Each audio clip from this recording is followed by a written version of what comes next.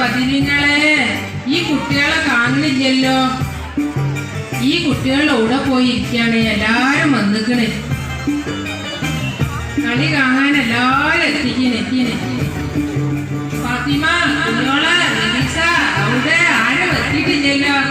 പുതിയണ്ണേക്ക് വേണം ഒന്ന് കൊണ്ടൊക്കെ എത്തിക്കോളി. പുതിയണ്ണേനെ മാറ്റി കഴിഞ്ഞില്ലേ? ഈ കുട്ടികളെ കാര്യം